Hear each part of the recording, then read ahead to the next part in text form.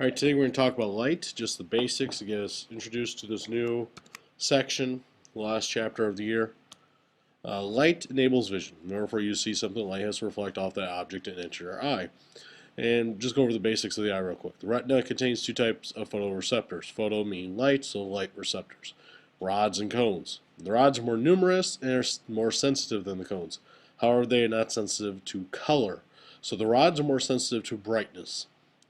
The cones provide the eye's color sensitivity, much more concentrated in the central yellow spot known as the macula.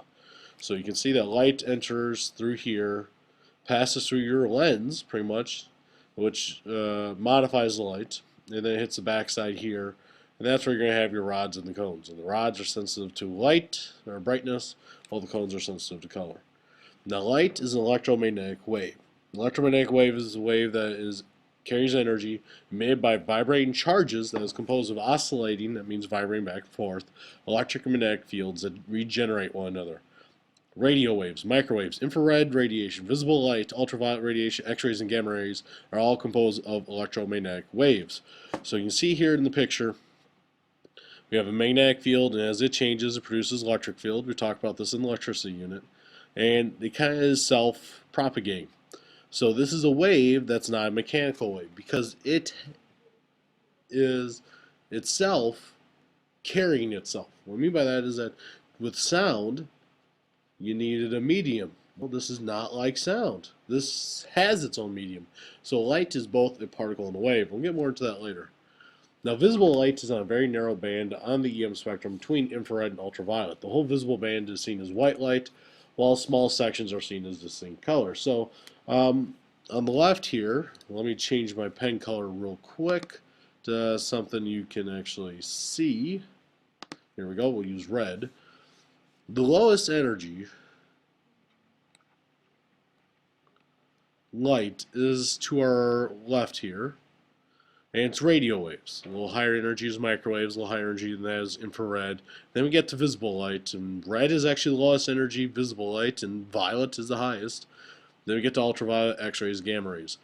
You can see the temperature increases. The wavelength is largest for radio waves, smallest for gamma rays. And the other difference here is that radio waves have the lowest frequency, while on the other side we have the highest frequency. So gamma rays have the highest frequency. They are also the highest energy. And so one of the biggest differences between these two is, between all the different types of light, is their energy and their frequency, their wavelength. It's also by what produces them then. Our sun does not produce gamma rays or X-rays, but produces pretty much everything else because it's not hot enough to produce X-rays and gamma rays. And then so here, standard prism, you see white light comes in, and what happens is because it's made up of different frequencies of light with different wavelengths, as they enter this new medium here, they all travel then at different angles through it, and they spread out. And so water does the same thing. So think about this as one giant water droplet in the sky, and that's how we see a rainbow when it's wet outside. Now you look at the colors. There's red, orange, yellow, green, blue, violet, Roy GBV. There is no indigo with this. Okay, I chose a bad picture apparently because I had three here, but there's no indigo, at least in terms of physics, because we actually do look at frequency and wavelength, and we have no frequency and wavelength of indigo. Now, light behaves like a wave, which goes back to a scientist by the name of Huygens, and a particle, and really let's start with Isaac Newton. This is a big battle, and we'll talk more about this later, but pretty much it's a wave that carries itself. So it's both a wave and both a particle. So it'll behave kind of like a photon. Well, it's made up of a particle called a photon. And it behaves just like any other particle out there. It also behaves like a wave. And we have different wave properties, different particle properties, and we'll talk about these throughout the unit. Light also has a finite speed of 3.0 times 10 to the 8th meters per second in the vacuum of space. In other mediums, it slows down. The reason why it slows down is that it bounces off or interacts with atoms. And so in this case, it's still traveling at that speed, but because it's now having to like bounce back and forth, it ends up being slower. So this is 300, let's write this out, million meters per second.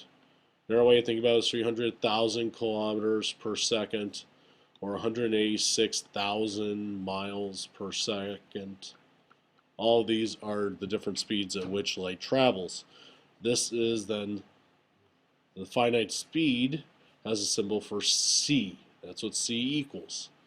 Now we look back to an equation that speed of a wavelength is equal to frequency times wavelength. Well, for light, it's this now. C is a constant. It is the constant. In Einstein's equation, E equals mc squared, it's energy, mass, speed of light squared. And so it's the constant. And so in the problems you're going to be working on today, go to the website, find what problems those are. You are going to need to know this equation. This is important, and we'll be using this from time to time as we go through. So, that is it.